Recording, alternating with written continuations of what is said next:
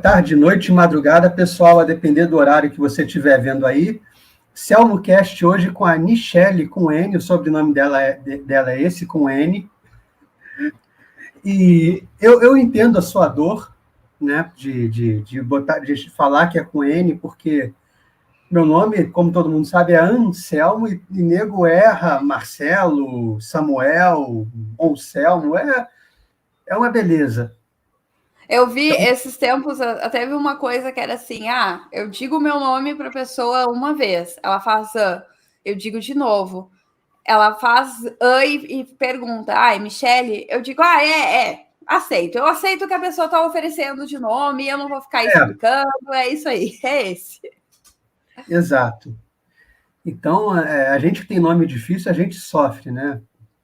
A minha arroba veio dessa brincadeira, porque eu lembro que eu fiz uma amiga assim, ela pegou e me mandou mensagem falando: o seu nome é Nichelle com N mesmo ou é meme? Isso há muito tempo, há uns 5, 6, 7 anos, assim, na internet, me mandou uma DM assim, no Twitter. E aí durante muito tempo, a minha bio foi essa: meu nome é Nichelle, não é meme. Meu nome é Nichelle com N, não é meme. Aí se eu for... Quando eu resolvi criar, assim, pensei, vou criar um perfil, né, para compartilhar minhas leituras, enfim. Vou botar a Nichelle com N, botar todas as minhas arrobas Nichelle com N, assim me facilita a minha vida um pouco. Facilita um pouco, e o pessoal não precisa perguntar, né? E nem inventar. Outro dia eu estava aqui com a Agatha Carril, ela falou que no nome dela coloca um H em todas as posições. Aonde você imaginar, coloca um H para ela. Então, a gente tem nome difícil. Eu acho que as mães fazem isso de maldade, né? A vida dessa pessoa não pode ser boa, vamos já convocar uma dificuldade de início. Eu queria muito, muito entender o que aconteceu. Os meus pais nunca me deram uma explicação. Porque, assim, se o meu nome fosse simplesmente diferente, tudo bem. Mas ele é uma variação de um nome muito comum. Aí eu fico pensando, por quê? Porque se o nome é diferente, é assim, paciência. Agora, o que acontece? Como o meu nome é a variação de um nome comum, eu preciso ficar dando explicação, eu preciso ficar... mas por que não botaram Michelle? Aí eu olho para as pessoas e digo, não sei, moça, eu tenho 30 anos na minha cara e até hoje eu não sei, meus pais não me deram uma explicação, é isso aí, eu nem discuto mais. Seus pais nunca falaram por quê? Nunca, simplesmente. Meu pai fala, é isso aí, minha mãe fala isso aí, eu não sei. Meus pais me tiveram muito novos, eles eram muito novos quando eles me tiveram, de repente estavam meio doidão, foi alguma coisa meio diferente, não sei. De repente foi o cara do cartório, né? Nichelle, é isso mesmo, Nichelle. Mas o pior é que eu já perguntei isso pro meu pai, ele falou, não, é Nichelle. Então, ele estava firme na escolha dele, por quê? Não sei, pode ser, não sei. Pode ser alguma razão mística também, o N tem um número diferente do M, alguma coisa do tipo. Eu não acredito em numerologia, não, mas... Eu também não, mas vai que tenha, de repente... Pode ser, né? De repente, até aquelas coisas meio cabalísticas, e quando eu fizer X anos, eu descubro a razão e abre algum portal, abre algum portal, alguma coisa misteriosa. E tem gente que troca o nome artístico por causa de número, de letra, né? Eu falo, cara, não é possível isso. Para fazer as contas, para ficar um número X de letras. Gente. Eu só corto 2 letras no meu nome porque eu não gosto mesmo. Parece que eu tá perdendo ar. Selma, eu não gosto. Mas Selma é bom. É legal, É curto, é direto ao ponto. Não é muita enrolação. Você já assistiu aqui a gente, sabe que a gente não fala muito a gente não fala quase nada de política, né? A gente, ao contrário, está tentando fugir desse tema o tempo todo, falando de leitura e falando, acho que você é a melhor pessoa para o tema aqui, porque mostrar para as pessoas que não leem que leitura é legal. É mais ou menos esse o objetivo aqui. É esse o meu grande, né, a minha grande presença na internet, porque eu sou professora de formação e hoje é importante falar isso, porque se tem muitos professores na internet, não estou fazendo juízo de valor quanto a isso, mas se tem muitos professores na internet, né, de pessoas que vendem curso, produzem conteúdo, enfim, eu não vou entrar nessa temática. Mas eu sou professora de formação. Isso quer dizer o quê? Que eu, quando eu estava estudando para o vestibular, eu pensei, eu quero ser professora. Eu passei num dos melhores cursos de letras do país, que é Letras na URGS, me dediquei, usei tudo que a universidade tinha para oferecer, fiz pesquisa, apresentei em congresso, fiz assim, tudo que publiquei artigo, dei a minha vida, porque todo mundo fala, faço qualquer coisa no TCC, porque TCC é só um trabalhinho final grande. Eu fui lá, eu dei a minha vida no TCC, fiz um TCC que levantou a pergunta de pesquisa que eu levei para a problemática do mestrado, quando eu fui desenvolver meu projeto de mestrado. Então, eu sou professora de formação. Mas eu via duas coisas. Quando eu comecei na internet, eu percebi duas coisas que me incomodavam muito. A primeira era, o que eu discutia dentro da academia sobre leitura não estava nas escolas, não estava na boca do povo. Ninguém sabia essas coisas. Eu entrava na internet e eu via. E eu estava até falando sobre isso hoje nos meus stories. A minha vida é consumir conteúdo sobre leitura na internet desde muito nova. Desde que eu tinha 12, 13, minha mãe tinha um computador gelo que só tinha internet de escada. Eu entrava de madrugada em blog de leitura. Eu lembro de muito nova entrar no blog da Tati Feltrin. Então, eu sou o tipo de pessoa que sempre consumi conteúdo sobre leitura. Só que aí o que aconteceu? Quando eu comecei a consumir mais conteúdo sobre leitura no Instagram e não mais no YouTube, em blogs, eu percebi que as pessoas estavam loucas. Porque a base dos conteúdos era basicamente como ler um calhamaço de 800 páginas em uma semana, ou que clássicos não importam, que você pode ler qualquer coisa. E eu fiquei assim, por que existe essa incoerência tão grande? Principalmente num mundo onde a gente está, que é um mundo que fala muito sobre ciência, né? Porque a ciência, todo mundo tem que conhecer a ciência, isso e aquilo, ciência importa. E eu tava pensando, caramba, eu tô desenvolvendo, porque, só um parênteses, a minha vida inteira acadêmica, ela nunca foi pesquisa em teoria literária. Eu sempre fiz pesquisa em linguística, processamento de linguagem e leitura. Sempre foi uma coisa mais objetiva de leitura. E eu via que esse papo ficava só dentro da academia e que as pessoas realmente não liam os clássicos. E aí eu comecei a tentar entender por que as pessoas não estão lendo os clássicos. Aí eu comecei a ver, refletir um pouco a estrutura das aulas de literatura nas escolas, né? A maneira como o meio acadêmico funciona, porque eu sempre digo, as pessoas que estão fazendo pesquisa sobre como é o melhor jeito de dar aula não estão dando aula. Essas pessoas estão dentro da academia e elas só vão dar aula dentro da universidade. Então, quem vai dar aula, quem vai para a escola é o professor formado que tem ali o básico, tem as disciplinas, que não fez pesquisa de fato. E aí isso causa esse buraco imenso. E aí, por que os jovens não querem ler clássicos? Por que ler é chato, ler clássico é chato? Porque ler clássico é coisa de vestibular? É coisa para a escola? Por que eu, com 16, 17 anos, vou ler Machado de Assis, se eu posso ler um romance que Água com Açúcar e Machado de Assis é igual? E quando eu digo igual, é igual. É igual estudar a fórmula de Bhaskara, eu tenho que decorar. Ninguém fica fazendo equação matemática por diversão, então ninguém vai ler Machado de Assis por diversão. E essas coisas foram me incomodando. E aí eu pensei, ok, preciso colocar isso para fora de alguma forma. E foi aí que eu comecei a produzir conteúdo. Eu não tinha, assim, grandes intenções de, né, super crescer na internet ou algo do tipo. Eu só realmente queria um lugar para colocar as coisas que eu estava pensando, as coisas que eu estava lendo, como que eu conciliava ter uma vida de leitura paralela aos meus estudos dentro do mestrado. E aí foi indo. Essa que foi a minha grande inquietação de, ok, como que a gente organiza isso de o que é ler e por que ler é tão, né, pode ser divertido e não tem nada demais.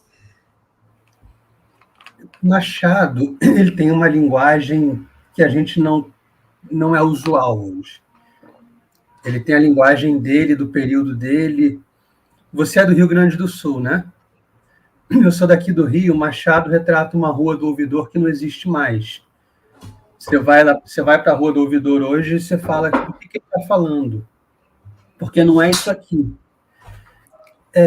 Como é que fica? Como é que se aproxima isso de um adolescente, de um jovem, de um cara que fala dous, fala coisas, fala de um rio que não existe mais? E aí eu volto a pergunta para ti. Qual é a proximidade que Harry Potter tem com o jovem? Eu peguei Harry Potter porque é um pouco mais antigo. E, primeiro, é uma história fantasiosa. Sim, Machado falou de lugares e de um Brasil que não existe mais. Porque o Brasil é essa bagunça, o Brasil é muito mais mutável que os outros países, as coisas mudam muito rápido. Machado falou de um Brasil que não existe mais, não é a rua. Não. O Brasil retratado por Machado de Assis claramente não existe. E o ponto é que a literatura ela não precisa ser próxima. É isso que... E essa é a chave da literatura. E eu realmente acho que quanto mais distante ela tá, mais ela vai, né? Óbvio que a questão da linguagem é um desafio. É um desafio. Não estou falando que não é. Mas a diferença é quando você tem um desafio porque você quer ter esse desafio e não porque você tem que ficar procurando conceitos abstratos para responder uma prova. Tem um livro que eu acho que eu não vou conseguir pegar. Não vou. Que é... E eu tô sozinha em casa, eu nem tenho como pedir para minha assistência pegar para mim, mas que é A Literatura em Perigo, do Todorov, tá? O Todorov vai mapear neste livro a problemática da escolarização da educação. E ele está falando de um contexto muito específico, mas é 100% aplicável para o Brasil. O grande problema não é exatamente o fato da gente largar uma obra do Machado de Assis na mão de um jovem de 16, 17 anos. O problema é que a gente faz isso e pede para ele ficar procurando características do realismo. Pede para ele ficar contextualizando o Rio de Janeiro histórico. Pede para ele ficar procurando indícios no léxico da obra que mostrem a ironia machadiana. Então, isso faz com que a obra esteja distante, não a obra em si. Porque, e eu gosto muito do exemplo do Machado, porque Machado não é tão distante temporalmente assim, e também não é distante fisicamente, porque se fosse assim distante, se Machado fosse uma coisa tão bizarra e maluca e impossível, não seria um clássico, porque clássico é um clássico porque é universal. Clássico é um clássico porque tem a capacidade de transmitir elementos e essências da natureza humana que pertencem a todos, né? Todo mundo compartilha de alguma forma. Eu até falei já algumas vezes, se a gente para ler Dom Casmurro e Memórias Póstumas com atenção, nós vamos nos identificar muito mais com o Bentinho e o Brás Cubas do que a gente gostaria. Todo mundo tem esses homens dentro de si. A mesma coisa, a leitura de Memórias do Subsolo de Dostoiévski, porque é um livro curtíssimo, e aí todo mundo fala, esse homem é muito chato, porque esse livro é uma viagem, nossa, Dostoiévski era maluco, estava louco no ácido. Não, gente. Esse livro está retratando um ser que vive em todos nós. E é por isso que é um clássico. E os clássicos são clássicos por isso, né? Então, quando a gente tira a experiência de leitura da mão do jovem e coloca para ele que ele tem que decorar, que ele tem que identificar características, a obra fica longe e a obra fica abstrata. Porque eu estava até... Agora que tem o projeto de leitura para ler Machado em ordem cronológica lá no canal, boa parte do meu público no Instagram é de menina entre, assim, 18, 19 anos, que assim, tá? E eu recebo mensagens assim, nossa, Nisha, obrigada por esse projeto. Eu li Machado na escola e achei um saco, e agora A Mão e a Luva é meu livro favorito. Entendi. Por quê? Porque ela viu uma motivação outra para ler, que é a motivação de pegar o livro, ler na contracapa, ou jogar no Google, ver a sinopse e se interessar.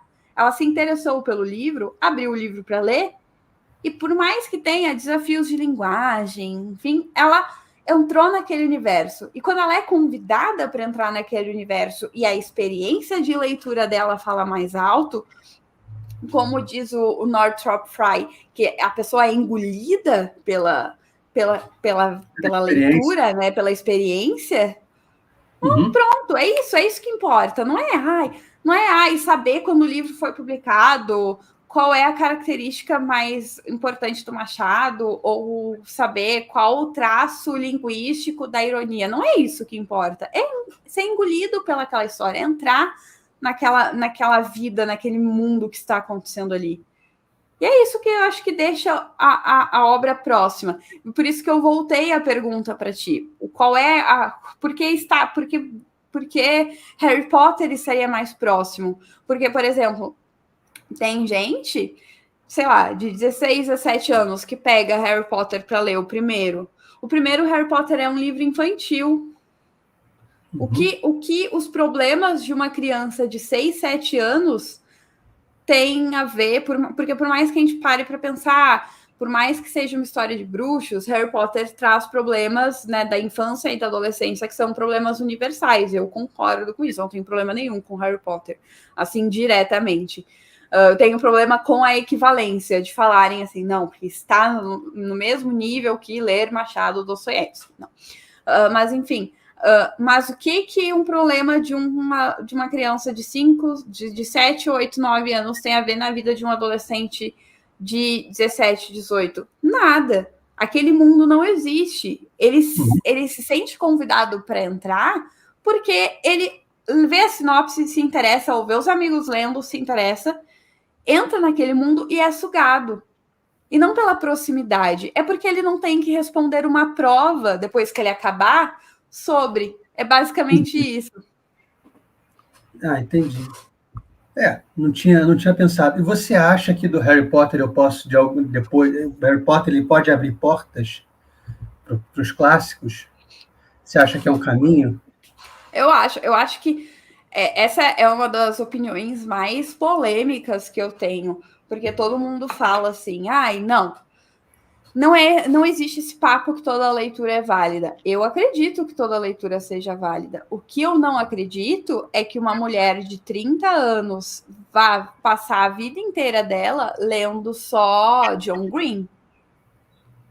Mas eu acredito que, porque eu sou uma adulta, que é uma adulta leitora, eu me tornei professora de literatura porque quando eu tinha 12, 13 anos, eu lia Nicholas Sparks. Não foi porque eu acordei e sou fã de Machado de Assis. Não, eu acredito que toda leitura seja válida, mas eu acredito que ela tenha lugar, que ela tenha hora, que ela tenha idade. Quando eu vejo, né, às vezes, e já apareceu para mim, existe um mundo obscuro na internet que ele chama BookTok, que são pessoas falando sobre livros no TikTok. E eu vejo professoras de 30, 35, 40 anos, principalmente professoras de inglês, assim, é o que mais tem, porque aí fala muito sobre livros em inglês e tal, que vão falar que a pessoa pode passar, sim, a vida inteira só lendo romance adolescente. Não, a pessoa não pode. O romance adolescente é pobre de linguagem, de acontecimento, é uma fase. Tanto é uma fase que, de novo, eu tenho uma irmã adolescente. A minha irmã nunca teve interesse nenhum por livro qualquer do Nicholas Sparks, que era, assim, o meu top na adolescência. Minha irmã tem metade da minha idade. Então, 15 anos depois, já fez Nicholas Sparks ficar datado. Machado de Assis não fica datado. Não. Por quê? Porque aqueles sentimentos, aquilo que Nicholas Sparks estava retratando, depende muito dos acontecimentos, do que está ali, do que é o momento, do que é o negocinho da moda, disso, daquilo. Agora, quando o Machado pega, e aí eu vou falar de novo da Mão e a Luva, pega um livro com a Mão e a Luva e bota um narrador que... Eu tô pegando o péssimo exemplo do Machado, porque é um livro que menos gente leu, mas enfim, é o livro que tá mais fresco na minha cabeça, que é o vídeo do canal dessa semana. Mas quando a gente pega a Mão e a Luva, que a gente tem, que Mão e a Luva tem uma linguagem de folhetim, mas a gente tem um narrador que entra no jeito, né, que aqueles personagens estão agindo, faz suposições e coloca coisas na mesa, e você percebe que você tem, assim, né, um pouco parecido com cada um, e você tá envolvido demais naquela relação da Guiomar com o Jorge, com o Estevam, com o Luiz, você tá envolvido demais naquilo que está acontecendo, não porque está acontecendo, mas sim porque você fica naquele jogo, isso ganha. E eu não acho que, meu Deus do céu, a pessoa que está lendo John Green aos 30 anos, ela está perdida na vida. Eu não acho. O problema é que existe uma propaganda muito grande que é: você não precisa ler os clássicos. E precisar, ninguém precisa. Mas se você quer ser um leitor, você tem que ler, porque faz parte da sua experiência. Porque muita coisa... até porque a literatura é mimética. Então tem muita coisa em Nicholas Sparks que estava em Shakespeare. E Nicholas Sparks passou, Shakespeare ficou. E aí? Exato. Eu estava falando uma coisa, não sei se foi com o Orlando Tossetto ou com alguém antes dele. Há um tempo atrás apareceu uma menina, no final de ano, né, no Twitter, e ela botou assim: eu li 100 livros esse ano, um monte. Aí ela botou para rodar as capinhas dos livros que ela tinha, e boa parte das capinhas eram os caras sem camisa. Então, você acha que desse ciclo ela vai conseguir sair para um clássico? Dependendo de quantos anos ela tem, e dependendo do que ela consome. É que sem camisa já é meio complexo, né? Porque a gente já entra esses livros de homem sem camisa os livros que antigamente vendiam na banca, né? Sabrina, Júlia. Essas coisas assim. Então, é meio complicado. Aí eu já acho, mas assim, um Crepúsculo, um Harry Potter, um John Green, um romance normal da cabeça, a pessoa consegue evoluir. Mas essas coisas, eu acho que aí a pessoa tem que ter muita força de vontade. Porque, honestamente, eu não sei se quando a pessoa está lendo esses livros de Homem Sem Camisa, ela está buscando a literatura em si, ou a história, entrar naquele universo, enfim, que é o que uma jovem lendo John Green busca, entrar naquele universo, conhecer aquelas pessoas, entrar naquele romance, enfim, ou se ela está só procurando cenas sexuais para ler. Não tem como saber, né? Porque pode ser que seja isso. Porque boa parte do público, né? Exato, boa parte do público, Sabrina, Júlia, essas coisas, era isso que buscava, não a leitura em si. Ninguém quer saber da história, quer saber como aconteceu a situação. E é isso. Entendi. Se eu leio Nicholas Sparks, qual é o meu incentivo para chegar no Machado? Porque são coisas diferentes, né? Por mais que o Nicholas Sparks tenha ficado para trás. Eu acho que eu acho que isso de Nicholas Sparks é maturidade. Eu acho que é a maturidade, porque eu acho que vem com a vida. Isso, porque a literatura, ela não é uma, e isso é uma coisa que eu gosto muito de falar sempre que eu posso. A literatura, e quando eu falo a literatura, eu também estou falando da vida de leitura, ela não é e ela não deve ser uma parte, a parte da nossa vida. Ela deve ser uma parte dentro. Integrante. Então, é natural, e aí eu penso muito na minha vida de leitora, ok? É natural que, conforme aquela adolescente que lê Nicholas Sparks for crescendo, é natural que ela sinta interesse por outros tipos de literatura.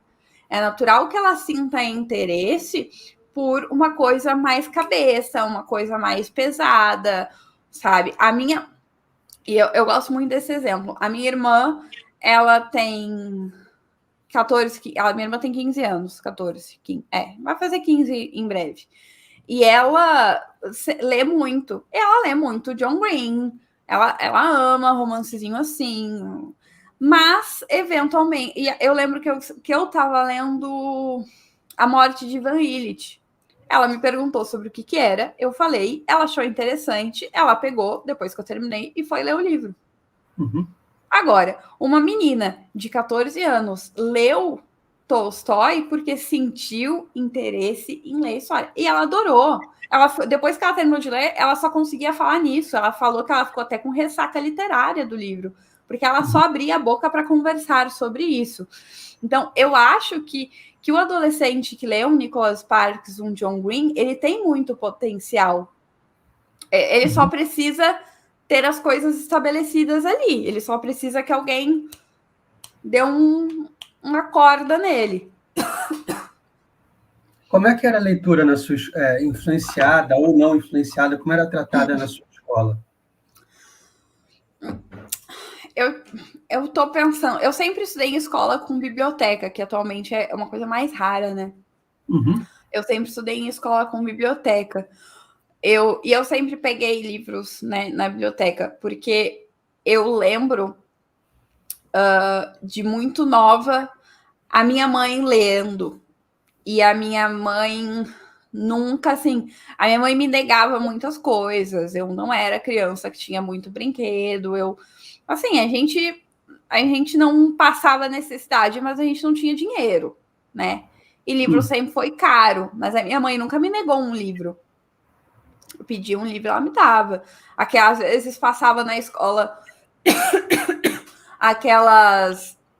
aqueles tiozinho vendendo o livrinho num kit. Minha mãe sempre me dava dinheiro para comprar. E eu sempre fui muito de biblioteca da escola. Eu lembro não, né? Eu sei de ler, porque minha mãe, né? Fui primeira filha, então a minha mãe tem guardado todos os coisinhas da escola. Então eu lembro não, né? Eu li que tinha a hora do conto, a professora contava a historinha e tal. Mas a minha experiência com literatura escolar começou mesmo no ensino médio, porque eu estudei a minha vida inteira em escola pública. Em escola pública, quando começa a ter aula de literatura, é só no ensino médio. E foi uma experiência normal, como todo mundo. Eu precisava... Tinha uma prova sobre memórias póstumas, eu precisava descrever as características do realismo presente em memórias póstumas. Eu precisava mostrar pistas lexicais da ironia do Machado de Assis. Precisava saber um pouco sobre a vida do Machado de Assis na prova também, porque ia cair questão. A minha relação com a literatura na escola foi tão normal e horrível como qualquer outra. Porém, ela não foi a minha única experiência com a leitura e com a literatura. E eu acho que isso é muito importante, porque eu vejo que o que acontece hoje? as crianças...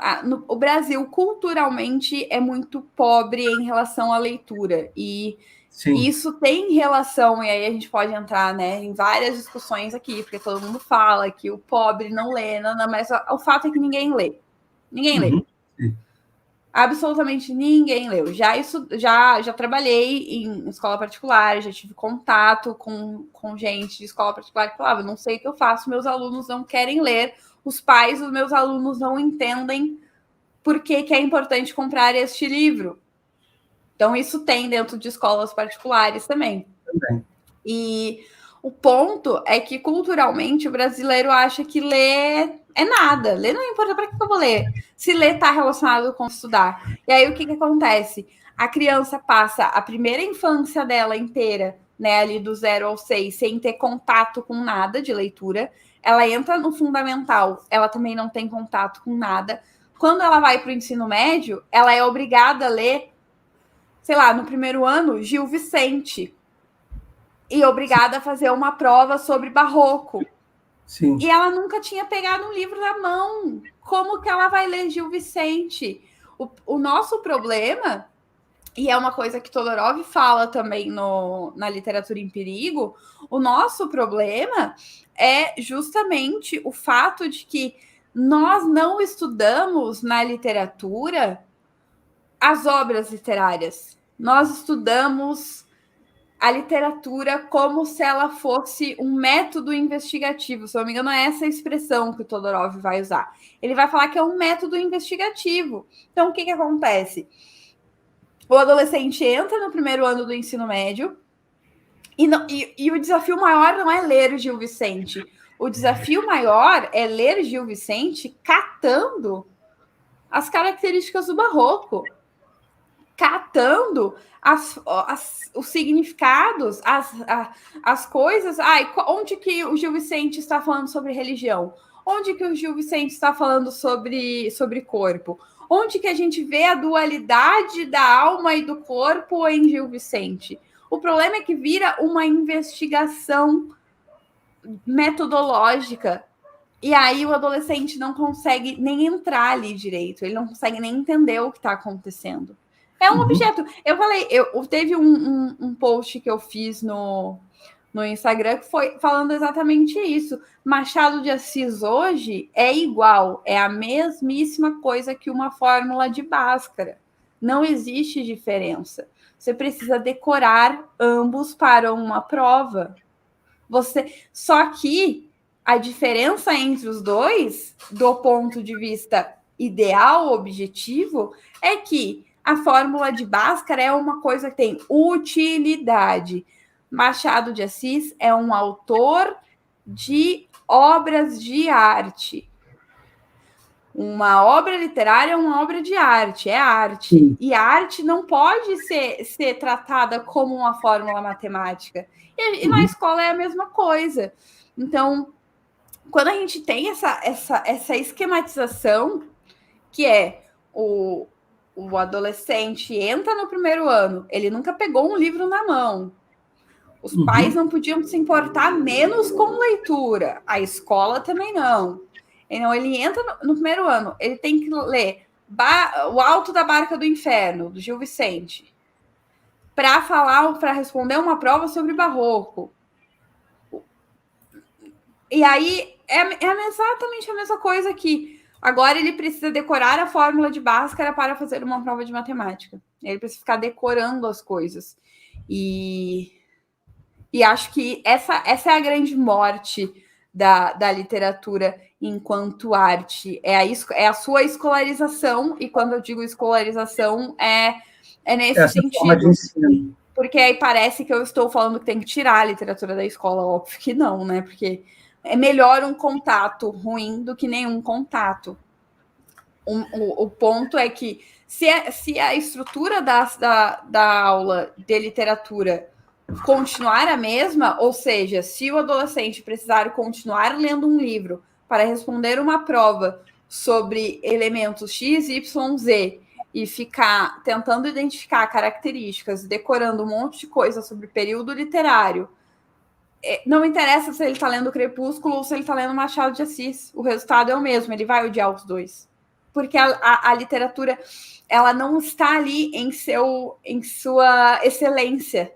O C.S. Lewis falou, eu não lembro em que livro agora, eu estava com ele na mão esses dias, mas o C.S. Lewis falou em uma das reflexões dele sobre leitura que a literatura ela foi feita para ser lida por entretenimento, por prazer. E quando a gente não tem esse objetivo final na leitura, ela não tem como ser avaliada adequadamente, não vale a nossa experiência de leitura, porque a gente só pode avaliar uma coisa se a gente usou ela do jeito certo. Eu não posso pegar um martelo para tentar rosquear alguma coisa e reclamar esse martelo é inútil. Não, o martelo serve para bater. Eu só sei se o martelo é bom ou ruim se eu uso ele para o seu fim. Porque ele deve ser usado.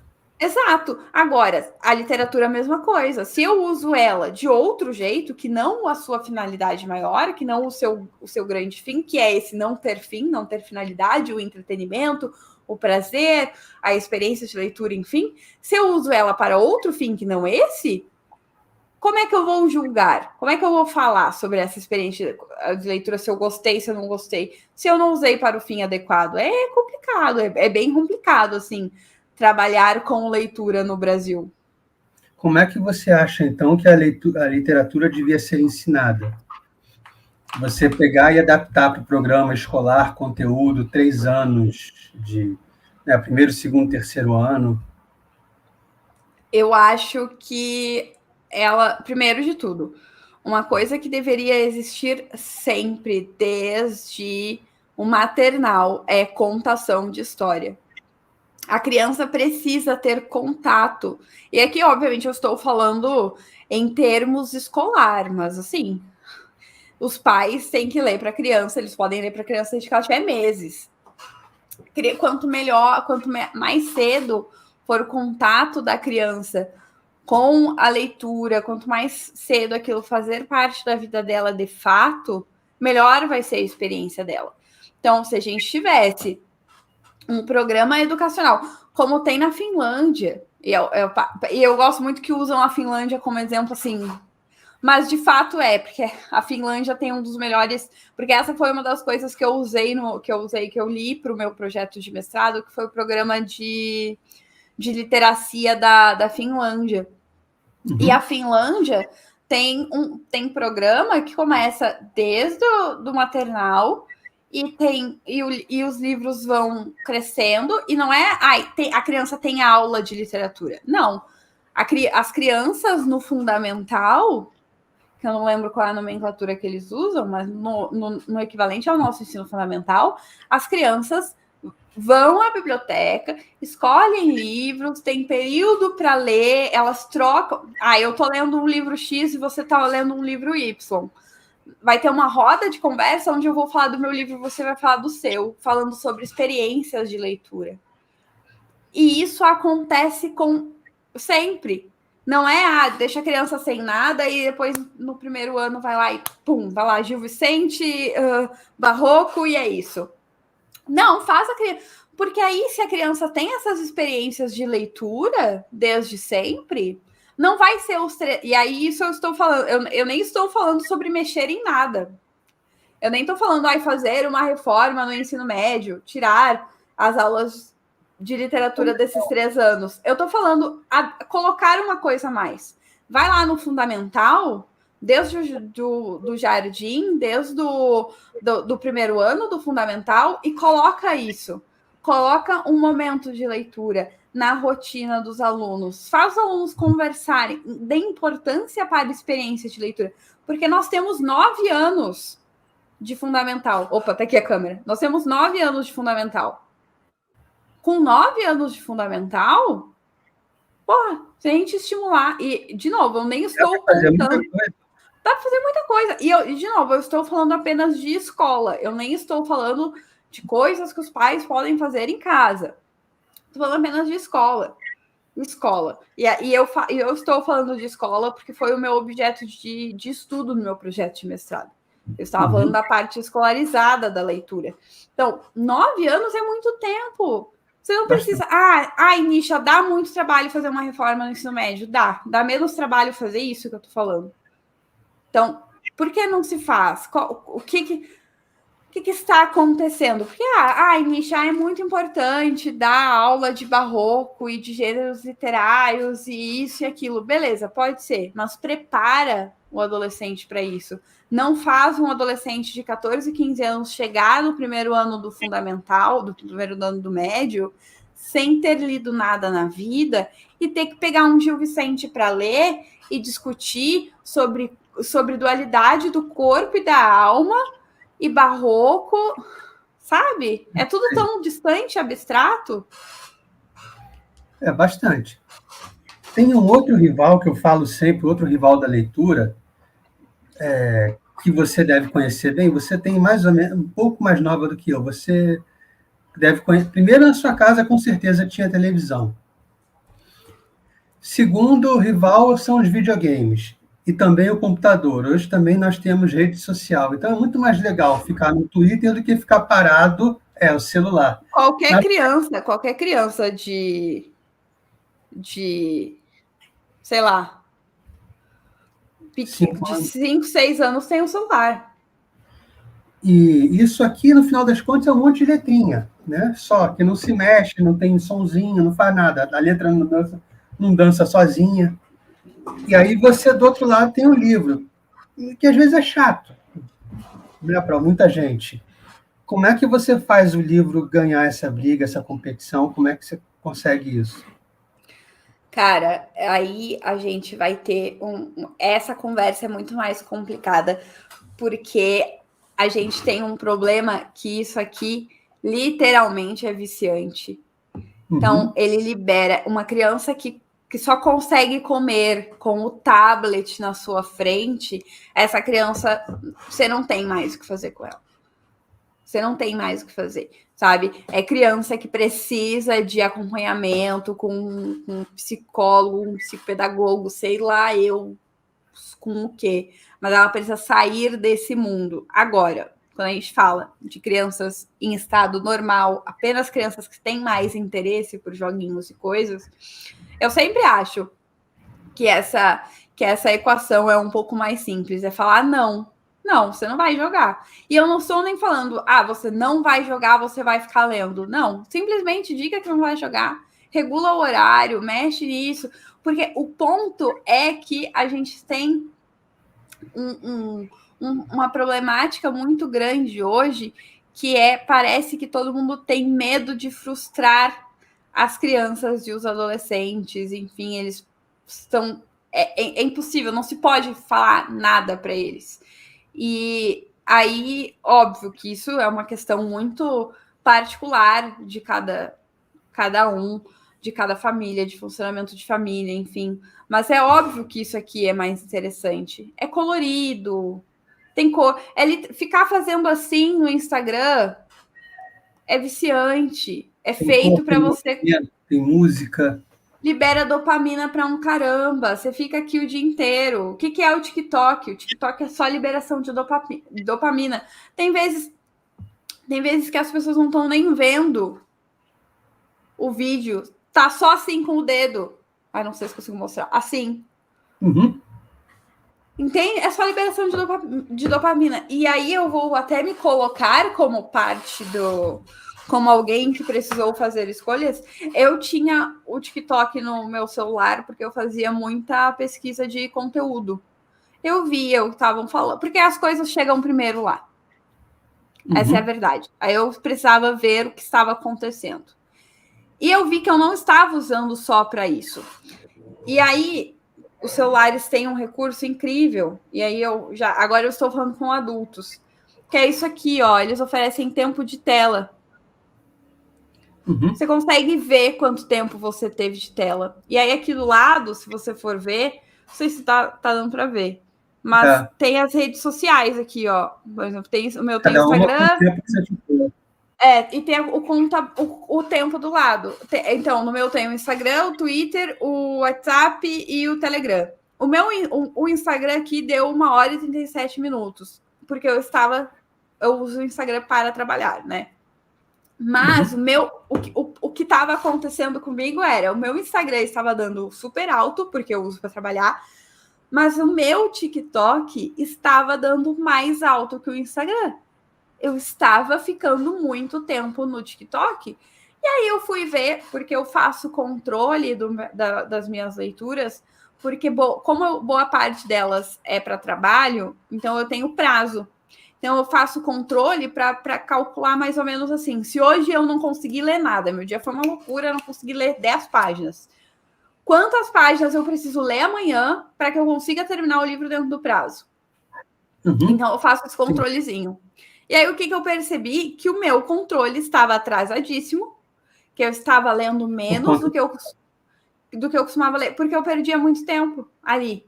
E eu sou uma pessoa que lê desde sempre, que gosta de ler. Ler para mim é um baita de um prazer, eu fico feliz. Eu quero um dia fazer um vlog de leitura só para mostrar para os meus seguidores como eu fico, porque não é normal. Eu fico assim, meu marido fica enlouquecido. Ele fala assim, meu Deus, o que foi? Eu digo, foi o livro. Eu lendo, parece uma maluca histérica. Eu sou a pessoa que tem essa relação com o livro. E mesmo assim, eu estava deixando de ler porque eu estava viciada em ficar assim o dia inteiro no TikTok. O dia inteiro não, mas era assim, tá sentada, tá cozinhando. Eu tava cozinhando, eu abria e ficava aqui, ó. Olhava, não deu certo, legal falar. Eu fazia muito isso. Agora, não, eu faço cada coisa, né, no seu momento, direto também esperando. Eu vou ficar aqui 10 minutinhos esperando. Eu ficava 10 minutinhos no TikTok. Não, vou ficar 10 minutinhos lendo agora. Carrego o Kindle para os cantos e lê. Então, aí o que eu fiz? Eu desinstalei o TikTok e peguei o costume de sempre ter uma cópia no Kindle dos livros que eu estou lendo. Eu estou fazendo isso. Como eu acabo lendo muito livro que é domínio público, principalmente agora que eu estou lendo mais literatura brasileira, enfim, acaba que é um pouco mais fácil, né, ter sempre no Kindle o livro que você está lendo sem ficar tão pobre, sem ficar comprando um monte de livros, sem comprar todos os livros duplicados. Mas eu comecei a fazer isso. Então, eu tenho no Kindle o livro que eu tô lendo, porque eu gosto muito de ler no livro físico. Eu sou a doida do livro físico, do post-it, da caneta colorida. E aí, o que eu fiz? Eu, agora, estou lendo o livro físico, eu tenho o livro no Kindle. Aí, eu tenho que esperar 10 minutos. Não é no TikTok que eu vou ficar, é lendo. Vou passar 10 minutos lendo. 10 minutos dá para ler bastante.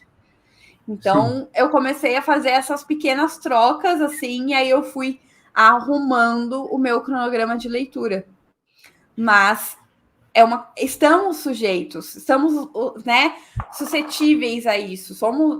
Então, eu gosto de falar isso porque às vezes parece que quem produz conteúdo sobre leitura é um ser humano iluminado. Ai, não, essa pessoa é muito melhor, muito superior, ela lê mais rápido, ela lê mais, ela lê melhor. E não. Eu estava tendo a minha rotina de leitura, que faz parte do meu trabalho, prejudicada porque eu ficava no TikTok. O que eu precisei fazer? Eu desinstalei. Eu não tenho mais o TikTok, e aí agora o que acontece? Eu transfiro para a Bárbara, que é minha coprodutora, eu falo, Babi, se tiver alguma coisa no TikTok que tá muito em alta e você quiser me mandar alguma referência, alguma coisa assim, você me manda, eu vejo. Eu não procuro mais. Porque estava, assim, atrapalhando totalmente a minha dinâmica. E eu acho que o que a gente precisa fazer é usar essa ferramenta, porque eu ativei essa coisa de controle de tempo, enfim, e eu comecei a ficar de olho. Aí eu ia lá, olhava, e aí às vezes, a Apple manda um relatório semanal, quanto tempo você ficou em cada um. E aí teve um relatório semanal que chegou que eu fiquei desesperada. Fiquei, meu Deus, eu preciso organizar isso de alguma maneira. Então, a minha dica é, e aí falando com adultos, se você está muito maluco, reduz o tempo. Não tem o que fazer, é uma escolha consciente. Você escolhe ter o TikTok no seu celular. Você escolhe ficar vendo Reels no Instagram. Você escolhe ficar vendo Stories. Você escolhe. Reduz o tempo. Não tem muito o que fazer. Faça conscientemente isso.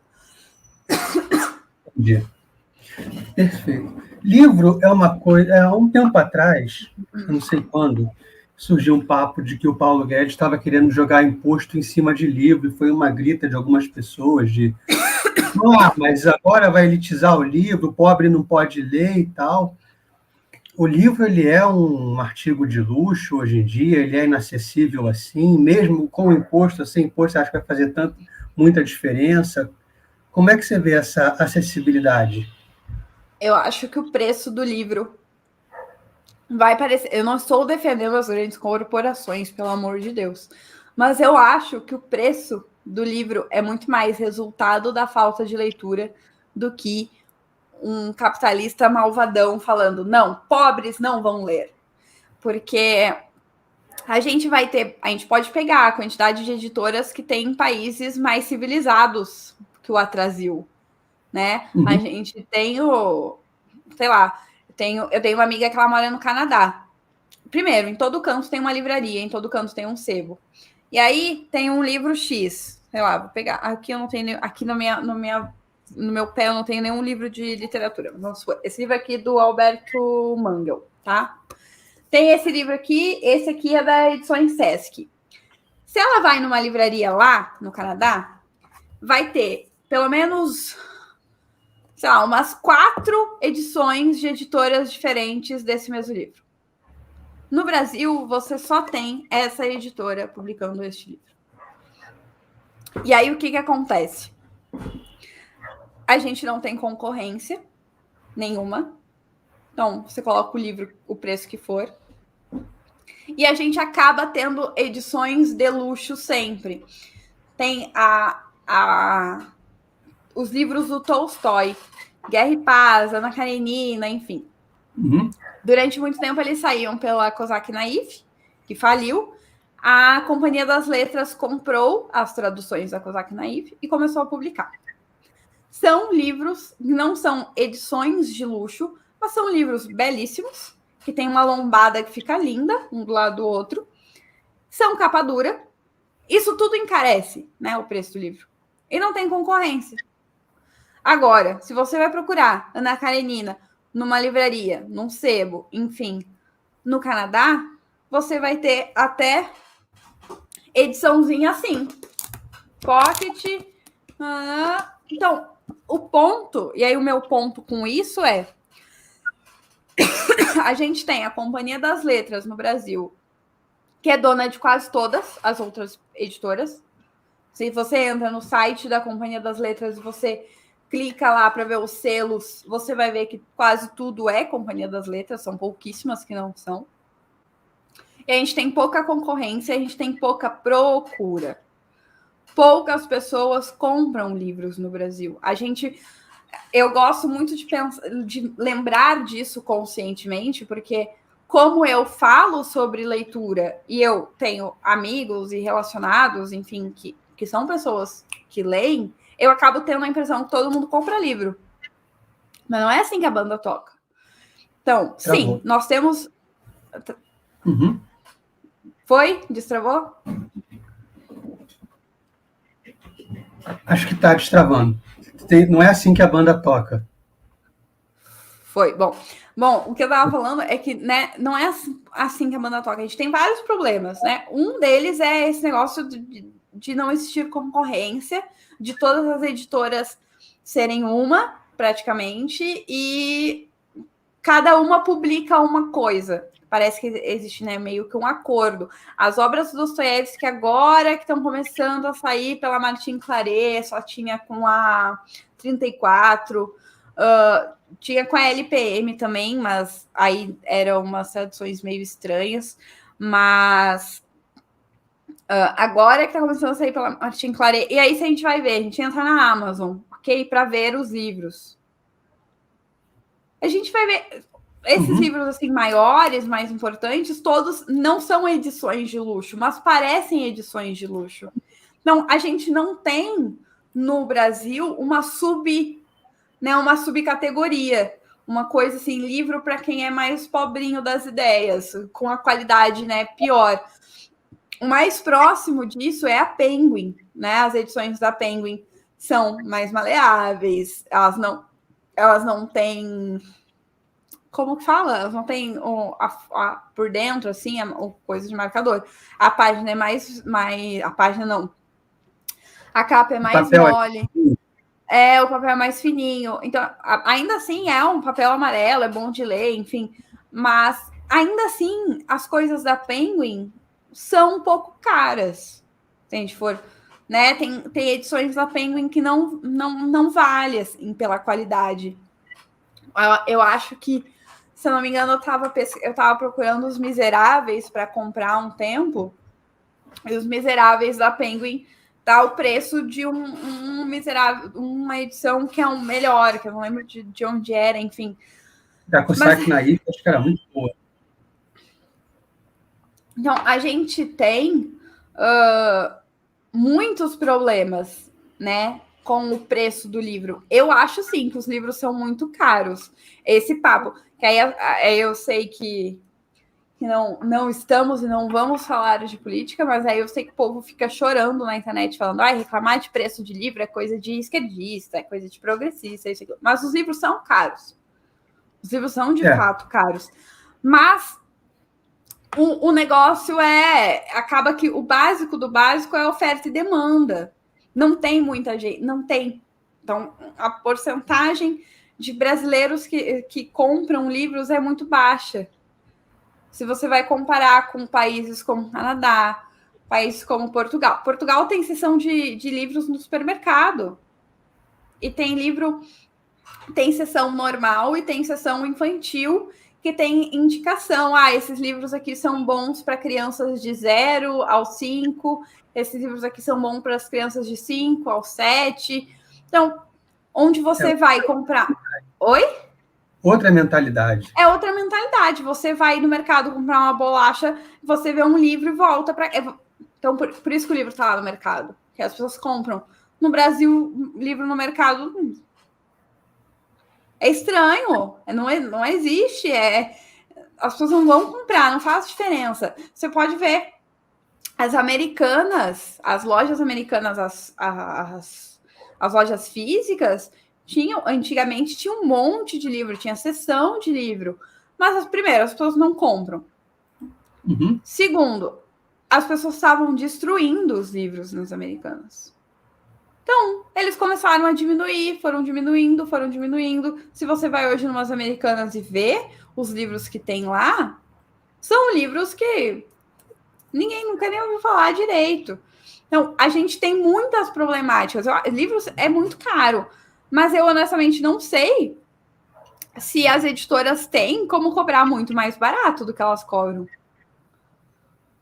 Entendi. Eu acho muito triste isso, mas eu não sei.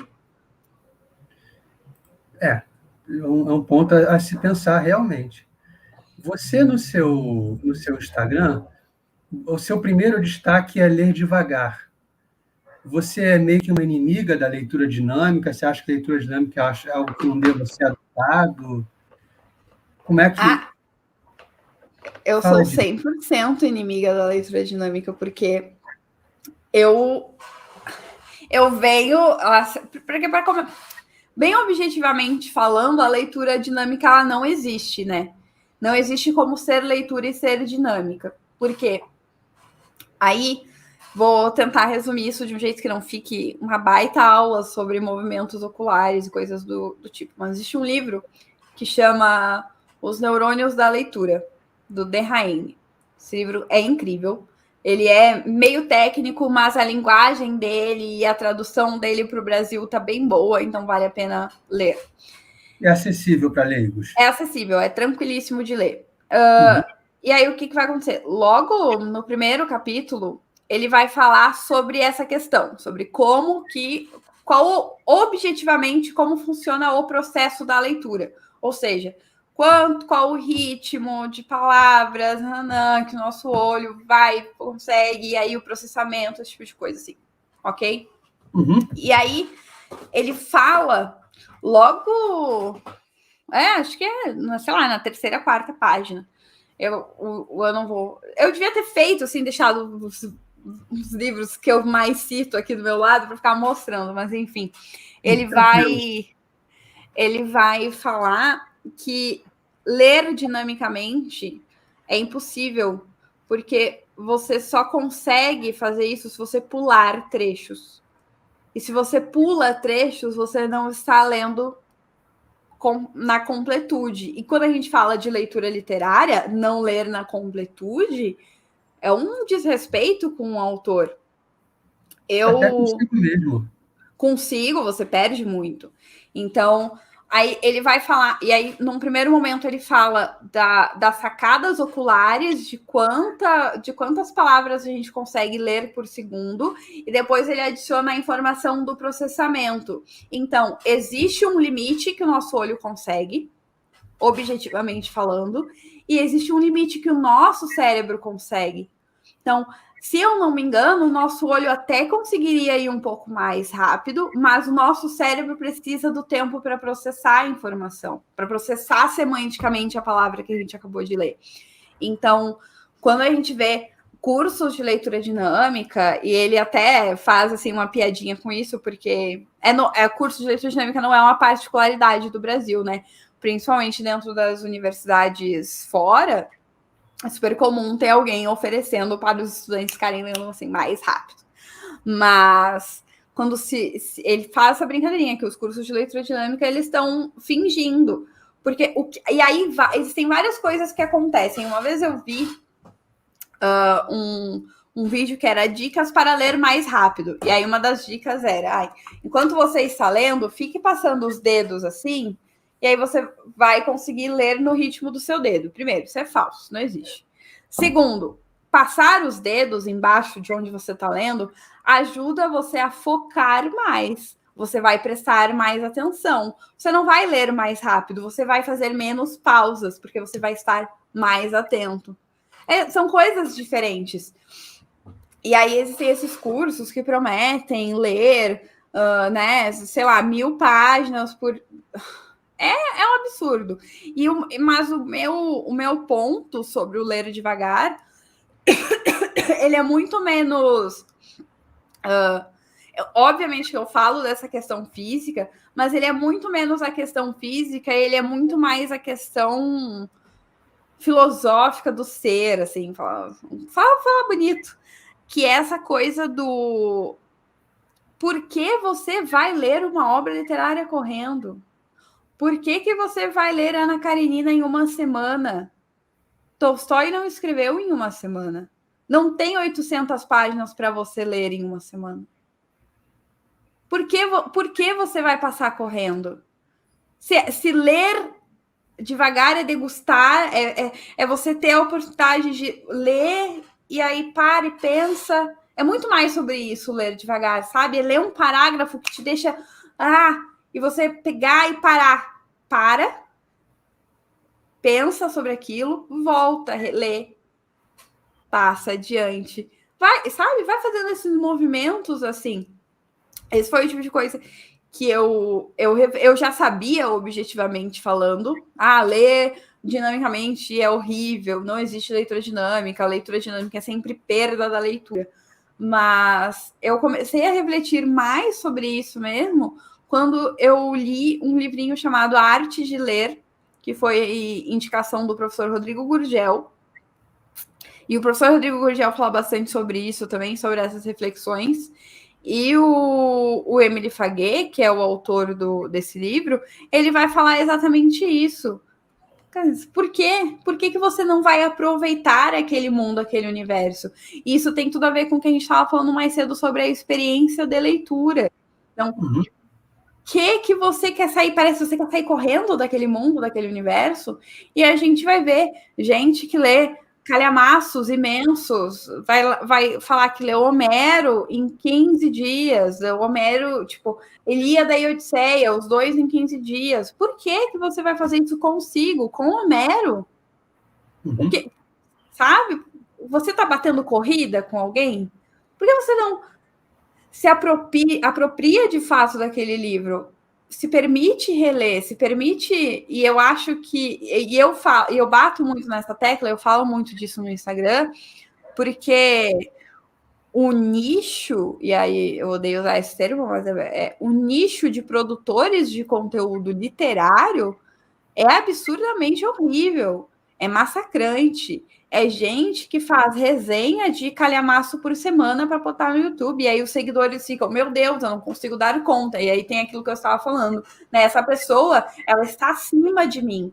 Ela consegue ler muito rápido. Eu, um dia, quero ser igual a essa pessoa. Mas, assim, o Instagram é um recorte, o YouTube é um recorte. Você não tem como saber como que a pessoa... Né, a pessoa leu aquilo, e é por isso que eu gosto muito, muito mesmo da Tati Feltrin, porque toda vez que a Tati Feltrin tem um calhamaço para ler, ela fala, gente, vou levar tantos meses para ler, o vídeo vai sair em tal, sabe? Porque senão as pessoas elas acabam entrando em parafuso, e aí eu acho que é uma dupla culpa, é a culpa do produtor de conteúdo, que estimula isso, que está o tempo inteiro ali falando, uhul, como leio rápido, e a culpa de quem está consumindo o conteúdo, que é a pessoa que vai simplesmente ficar ali buscando uma referência maior. Eu até falei sobre isso esses dias no Twitter, sobre como produzir conteúdo sobre livros aparentemente dá carta branca para você falar sobre qualquer assunto. As pessoas te colocam num pedestal porque você lê, porque você isso, porque você aquilo, que é completamente bizarro. Então, aí a pessoa que está lá fazendo, né, falando que leu Homero em 2 semanas, em um mês, ela tá alimentando esse mundo e às vezes ela vai fazer um vídeo para o YouTube sobre o livro, mas aí às vezes ela nem aproveitou de verdade. Ela Sim. leu para fazer o conteúdo. Não leu para si. Não leu para si, não entrou, não se deixou conduzir. Isso é. E às vezes eu fico vendo pessoas, pego uma pilha de livro assim, isso foi o que eu li desse mês. Eu falo, cara, eu leio muito devagar, então não é possível. Eu sou muito lento. Cara, isso é muito doido. As pessoas ficam. E esse exibir, né? A pilha de livros, ela tem um valor em si. A quantidade tem um valor. E às vezes você vai ver, e eu estou falando assim, porque a gente pode separar em 2 mundos, né? Existem as pessoas que têm uma pilha de livros, e se a gente for analisar, é só porcaria.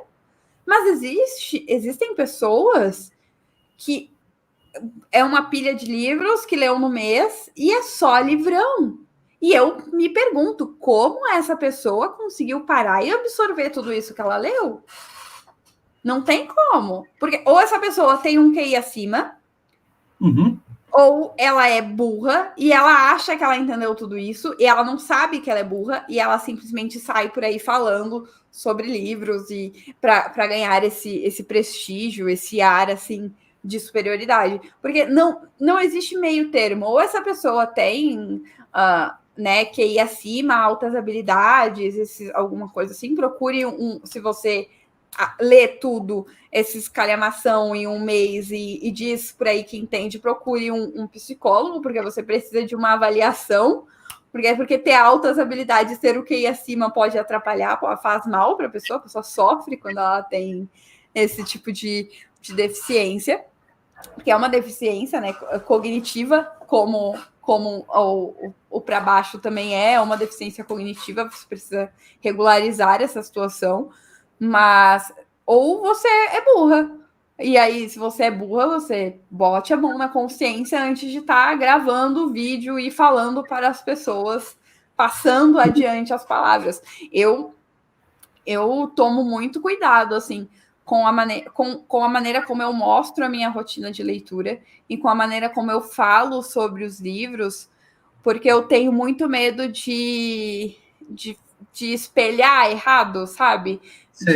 Porque, como eu falei, eu leio muita coisa que não vira conteúdo, porque eu dou aula particular, eu faço tutoria, né, com adolescentes, enfim. Então, eu não tenho como ficar. Primeiro, eu não vou produzir conteúdo, fazer uma resenha no YouTube de um livro que me pagaram, né, para eu dar aula sobre, primeiro de tudo.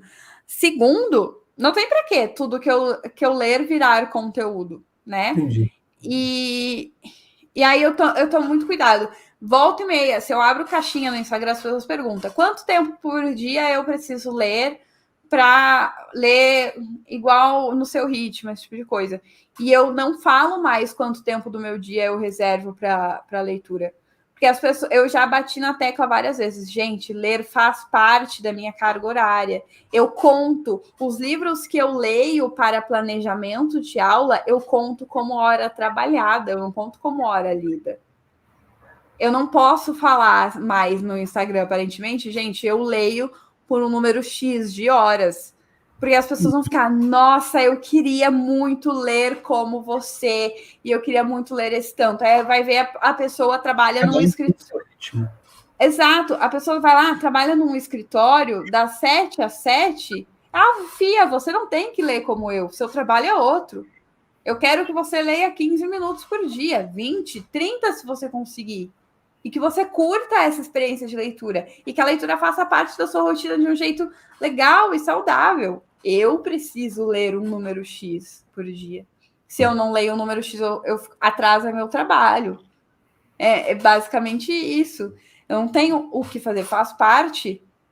Assim como eu estava, na época que eu estava fazendo mestrado, eu reservava 4 horas do meu dia só para fazer as leituras para a dissertação. Aí eu lia as coisas que eu queria ler também, e aí isso, as 4 horas eram só as leituras da dissertação. A parte disso, eu tinha que ler para as disciplinas que eu fazia do mestrado e o que eu queria ler. Eu estava sempre tentando ler uma obra literária, um romance. A pessoa não tem como ter essa carga de leitura. Uma pessoa com uma vida normal. Ela não tem como ter e por que ter essa carga de leitura. Ela precisa tentar ler seus 10 minutinhos, tá? Perfeito. Verdade. Deixa eu perguntar aquelas perguntinhas de sempre do Selmo Cast que acho que todo mundo gosta um pouquinho, né? Qual foi o primeiro livro que você lembra que te atraiu mais? Assim, a primeira história que você gostou? Falou, esse negócio de ler é muito legal. Cara, eu sempre dou uma resposta diferente quando me fazem essa pergunta. Eu sempre lembro de um livro diferente. Mas eu lembro de uma experiência de leitura incrível com um livro chamado A Sombra do Vento. Eu acho que eu estava no primeiro ano do ensino médio e eu estava na biblioteca rodando. Eu adorava matar aula na biblioteca. E eu vi esse livro e a capa eu achei bonitinha. Peguei o livro, emprestado na biblioteca certinho, né? Dentro da formalidade, fui lá na bibliotecária, ela. Não, voltei para a aula. E eu lembro que naquele dia eu comecei a ler o livro na aula de educação física, que eu sempre inventava uma desculpa para não fazer educação física. Eu comecei a ler o livro na aula de educação física. E eu não conseguia mais parar de ler aquele livro. E eu li, eu me envolvi de alguma forma ali. E eu fiquei assim, meu Deus, isso é muito incrível, isso é muito legal.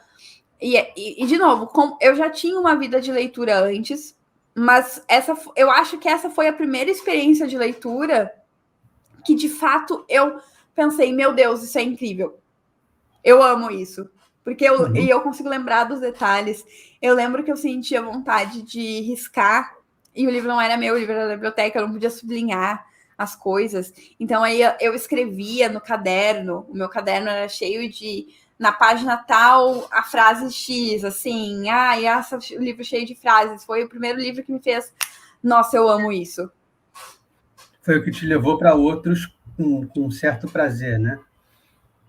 E é o personagem que você mais se identificou está nesse livro? Não. Aí agora você quer que eu diga o personagem que eu mais me identifiquei, e aí eu vou ficar refletindo. Essa pergunta, nossa! Nunca achei que isso fosse acontecer comigo, Selma. Meu Deus do céu, meu Deus. Caramba! O personagem que eu mais me identifiquei. Pera, eu vou pensar, essa é muito difícil. É igual perguntar livro favorito. Eu sempre dou uma resposta diferente também. É sempre uma coisa.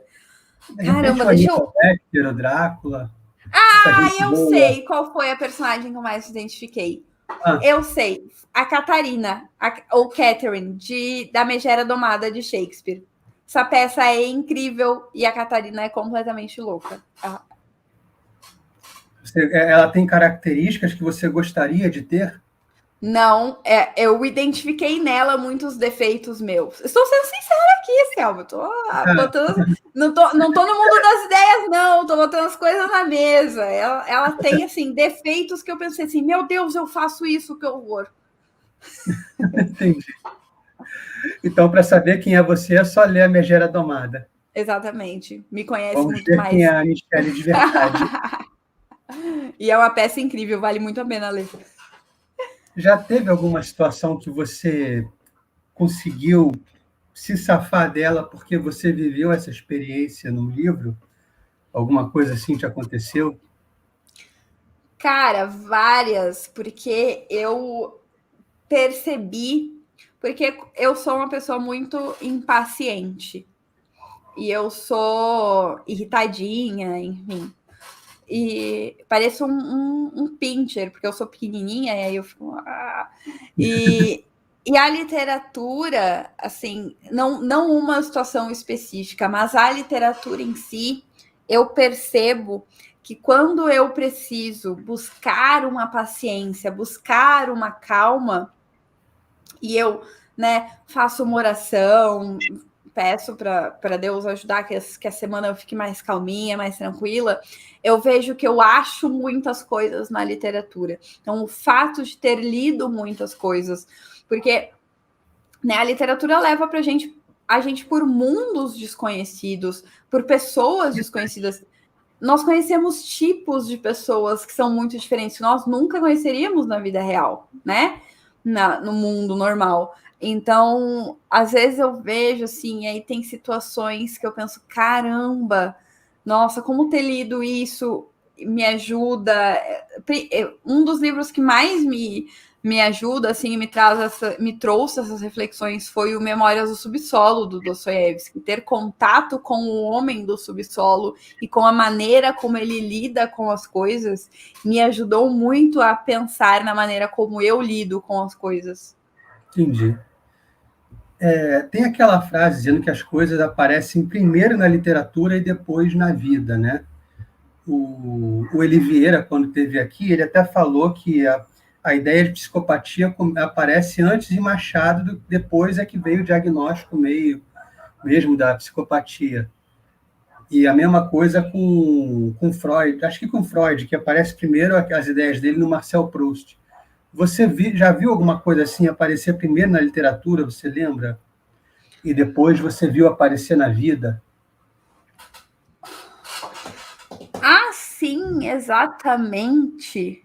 Exemplos é meio complicado, mas essa afirmação eu acho ela belíssima, eu acho ela muito verdadeira, porque como a literatura ela sempre tem uma antecipação de nem só de ideias, de situações específicas, mas a literatura tem uma antecipação de movimentos. Eu gosto muito do Alienista, do Machado de Assis, para Uhum. pensar sobre isso, porque a gente vai ter no Alienista toda essa questão do cientificismo, que ela é muito maluca, é muito presente. E aí a gente vai ter, né? A história que a gente tem no Alienista é do primeiro manicômio do Brasil, né? Umas coisas assim. E as coisas que se levantam, as discussões que a gente percebe lá, que elas vão muito além do que é loucura ou do que não é loucura, que eu acho que é muito mais a discussão de quem decide o que é loucura, né? São discussões que elas aparecem antes, assim, na história, a gente consegue mapear, mas parece que Machado vai lá, dá um nó e arruma tudo, amarra tudo, e aí depois essa discussão ela meio que que entra, né, no cerne, porque essa discussão presente no Alienista, que é a discussão de quem decide o que é loucura e quem decide o que não é loucura, ela é uma discussão que ela perpassa muitos assuntos e muitas coisas. Ela está na boca das pessoas até hoje.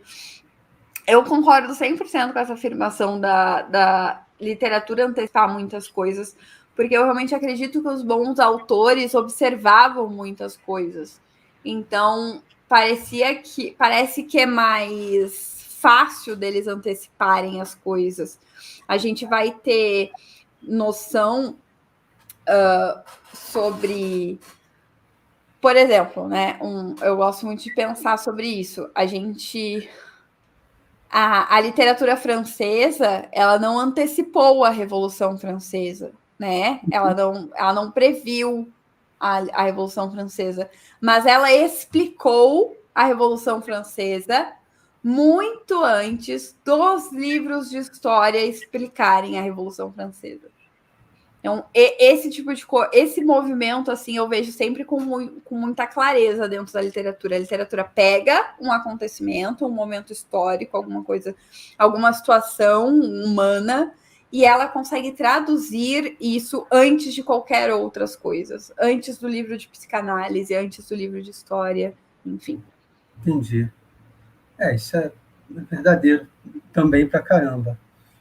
E acho que é isso. Obrigadão, Michele, por ter aparecido. Muito, muito legal. Acho que eu explorei você de todo jeito que eu podia ter explorado, né? Em todos os aspectos de leitura, de literatura. Você é uma pessoa que eu estava querendo aqui há muito tempo já, sem brincadeira. E até que eu mandei a mensagem, tem alguns meses, né, que eu mandei aquela DM. Então, é muito legal mesmo ter você aqui. A casa está sempre aberta. A gente é pequenininho, né? Ainda é um barraco, ainda não fez o puxadinho, mas você é sempre bem-vindo aqui, a hora que você quiser aparecer para falar de livros, de algum tema, fazer, sei lá. Você faz resenhas no seu canal muito legais, né? Então, mas quiser falar de algum tema aqui, quiser gravar outro bate-papo para a gente bater no Paulo Freire. Essa é boa. Aquele que você gravou sobre Paulo Freire, ele se complementa com uma live do Senso em Comum com Thomas Juliano. Os dois eu ouvi assim, os dois para mim se complementaram, ficou uma coisa muito legal. Os livros do Thomas Juliano são muito bons sobre Paulo Freire. Eu sempre digo assim, se a pessoa quer entender Paulo Freire, ou se a pessoa ela tem obrigação de ler Paulo Freire quando ela quer entender de fato ou quando ela vai ser professora, né? Ela está se formando professora. Porque a gente vive em um Brasil freiriano. Então a gente precisa, é nossa obrigação ler para entender e para saber como agir, mesmo querendo. Você vai entender só ele, vai entender tudo que ele influenciou. Como se formou, exatamente. Mas eu sempre digo, Nisha, a pessoa fala, Nisha, não quero, acho um saco, acho ele confuso. Lê os livros do Thomas Juliano, então? Lê.